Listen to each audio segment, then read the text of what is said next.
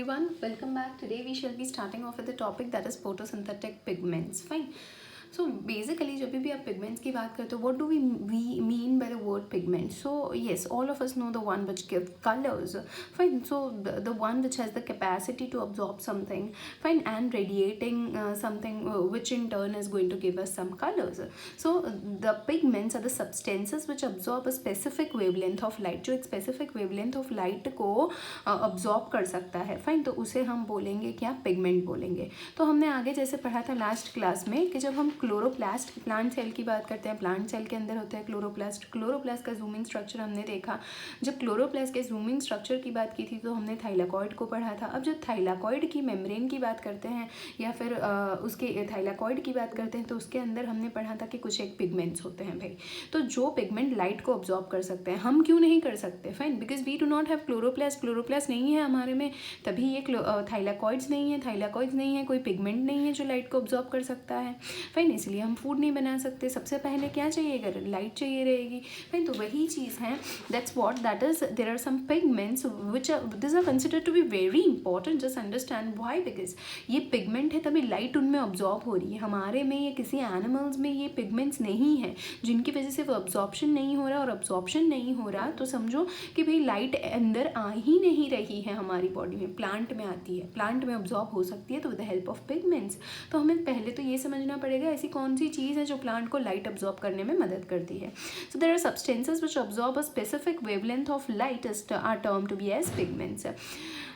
एक साइंटिस्ट थे जिनका नाम था पार्क, उनके साथ जो उनके कलीग थे जिनका नाम था बेगिंस. तो पार्क एंड बेगिंस ने इन द ईयर 1964 एक टर्म दिया था क्वांटाजोम्स मतलब में group of some type of chlorophyll, some kind of pigments which are present inside the plant body and helps in absorbing the light. So basically he said that quantasome, एक quantasome होता है जिसमें equivalently 230 chlorophyll जितने molecules होते हैं, fine. 230 जितने chlorophyll के molecules इकट्ठा होते हैं और वो बनाता है एक क्वांटाजोम, फाइन. तो unit he gave in unit which was quantasome is nothing but a unit which has equal, समझ लो, equivalent to 230 number of chlorophyll present inside a given thylakoid, fine.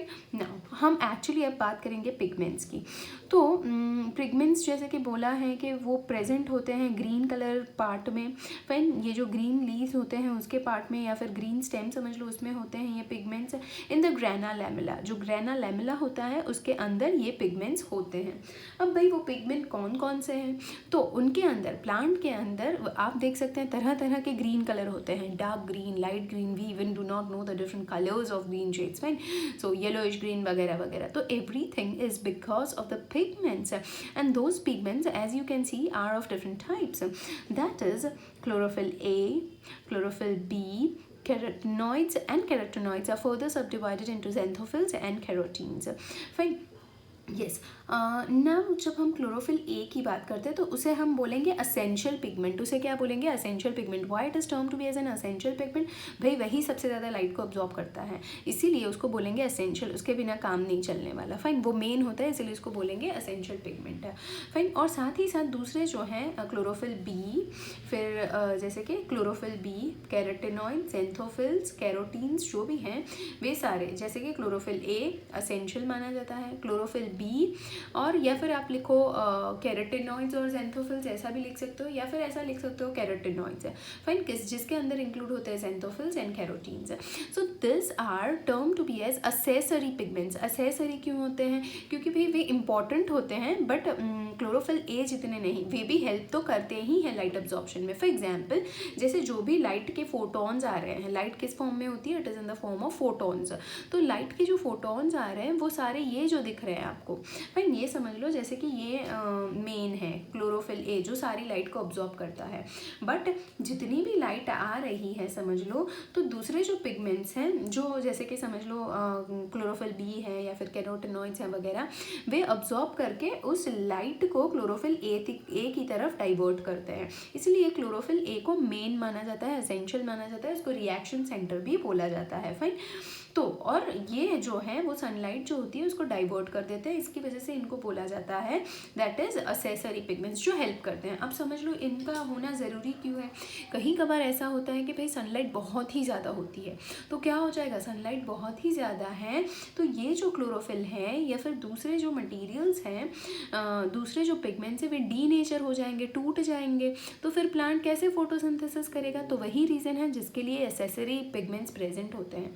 Extra light जो होती है वे सारे ये absorb कर लेते हैं और इसको डीनेचर नहीं होने देते, इसको जो मेन रिएक्शन सेंटर उसको टूटने नहीं देते, वरना ये टूट जाएगा तो समझ लो हमारा आगे काम चलना ही नहीं है। वाटर जैसे कि लाइट अब्जॉर्ब नहीं होगी तो वाटर का स्प्लिटिंग नहीं होगा, वाटर का स्प्लिटिंग नहीं होगा, एटीपी नहीं बनेगा, NADPH नहीं बनेगा। हमने सारा पढ़ा लाइट रिएक्शन में।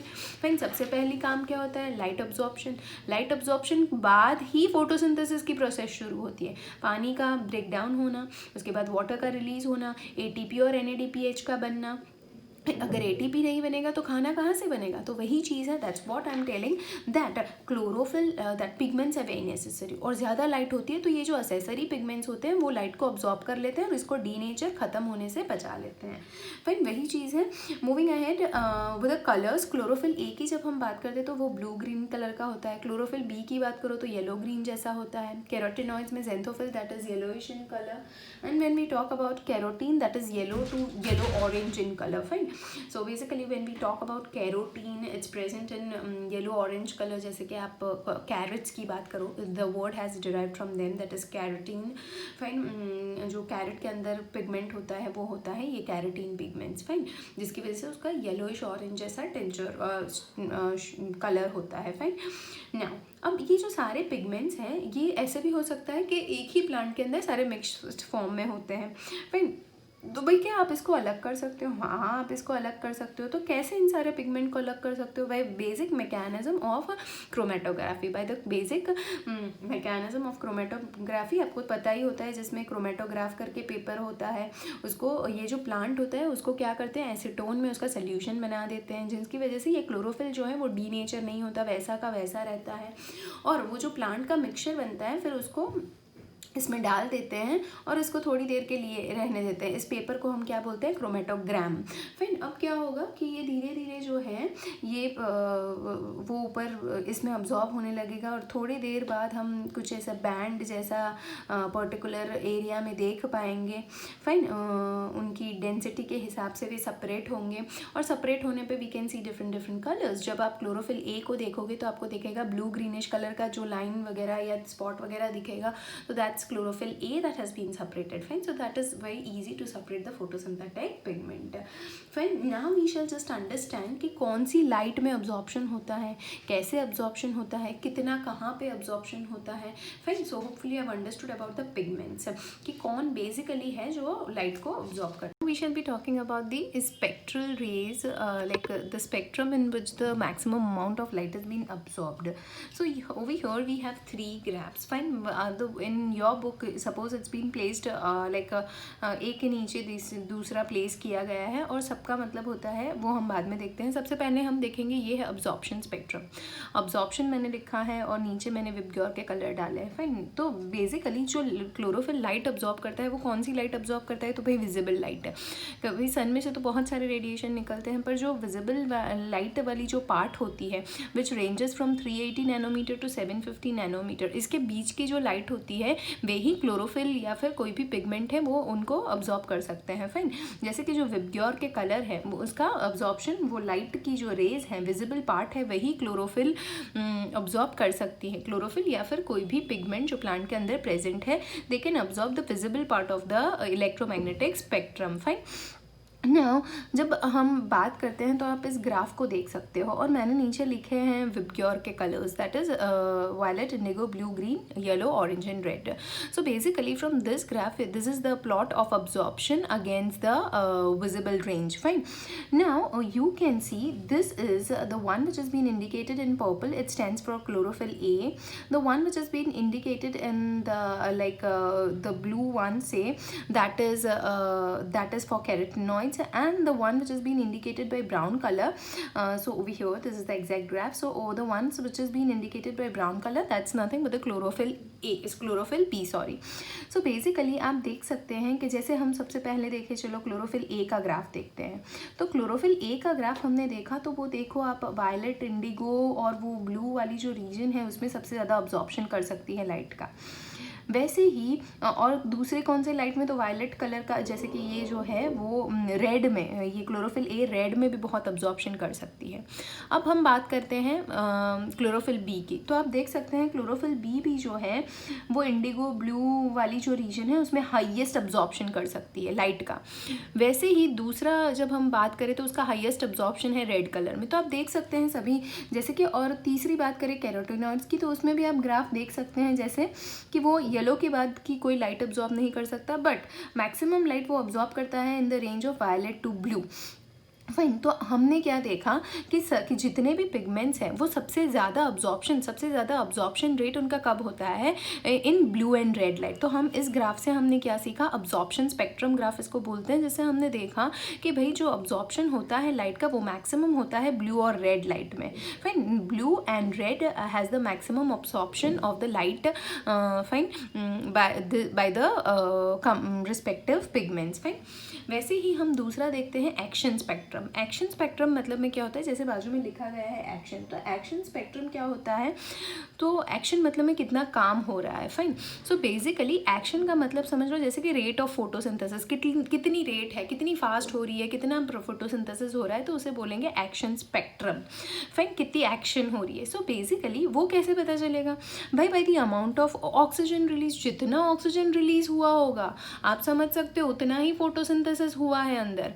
समझे आप. सो basically we can conclude it by like this, that is the rate of photosynthesis is directly proportional to the amount of oxygen released. फिर जितना ऑक्सीजन रिलीज हुआ है उतना ही फोटोसिंथेसिस हो रहा है. तो उसका ग्राफ प्लॉट करके देखा कैसे. तो जैसे कि ये हो गया, एक साइड हमने लिखा है एक्शन स्पेक्ट्रम, कितना फोटोसिंथेसिस हो रहा है. फाइन. दैट इज, ये कैसे कैलकुलेट किया जा रहा है भाई, bye the amount of oxygen release. मतलब में इधर अमाउंट ऑफ ऑक्सीजन को प्लॉट किया है और इधर रेट ऑफ फोटोसिंथेसिस बताई गई है. तो इधर भी होगा VIBGYOR.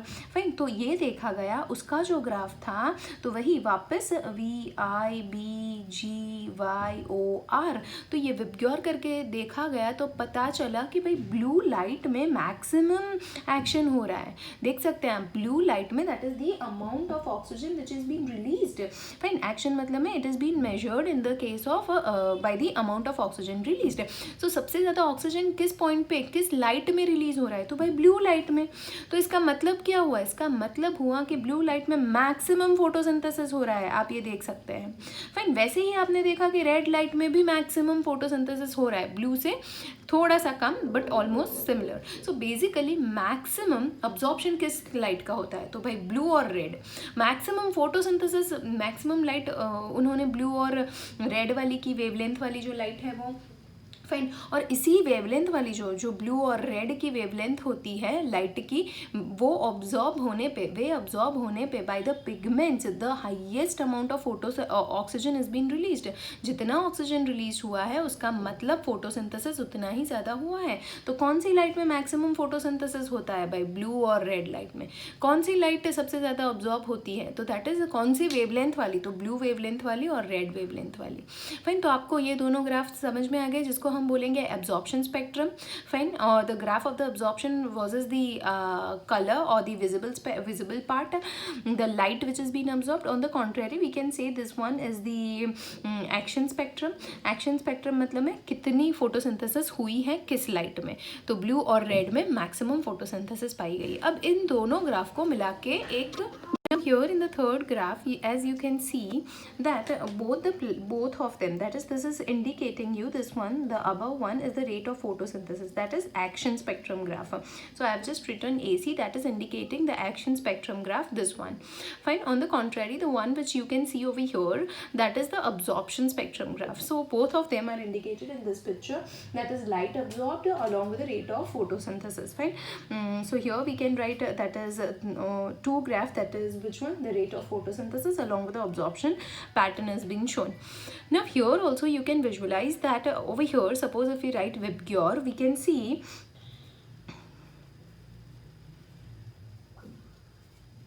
we will be able to find that suppose if we take the first graph, that is the absorption takes place maximum in the blue region and the red region.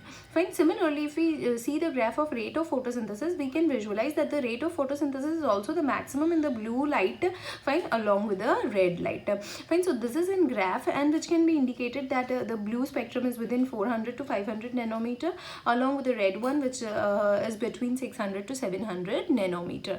Fine. So this is the graph, the absorption spectrum, wherein you just need to remember that maximum light absorption takes place in blue and red light, and similarly the other light are reflected back. Fine. wherein green, yellow वगैरह वो वापस reflect हो जाते हैं, वो absorb नहीं होते, वो वाली जो वेवलेंथ वाली लाइट होती है वो ऑब्जॉर्ब नहीं होती प्लांट से, उनके पिगमेंट से, और वो वापस रेडिएट हो जाती है. तो समझ लो जैसे कि एक लीफ है, उस पर आने वाली ब्लू लाइट है तो वो ऑब्जॉर्ब हो जाएगी. फाइन. जैसे कि रेड लाइट है तो वो भी ऑब्जॉर्ब हो जाएगी. बट समझ लो येलो है तो वो ऑब्जॉर्ब, वे वाली वेवलेंथ वाली जो लाइट होती है वो ऑब्जॉर्ब नहीं होती है और वापस रिफ्लेक्ट हो जाती है. तो रिफ्लेक्ट होती है, इसकी वजह से हमें ये ग्रीन कैसा दिखता है, सॉरी ये जो लीफ होता है वो किस कलर का दिखता है. समझ लो येलो रिफ्लेक्ट हो रहा है तो वो येलो दिखेगा, ग्रीन कलर की लाइट रिफ्लेक्ट होकर आ रही है तो हमें वो ग्रीन दिखेगा. फाइन. तो that's what I'm trying to convey, and hopefully I've understood the absorption spectrum along with the action spectrum and along with the that is both the rate as well as the absorption spectrum. Fine. Now we have covered almost everything. We shall in the next class understand about the light reaction completely. Fine. The whole of the light reaction we shall be completing in one class only. Thank you.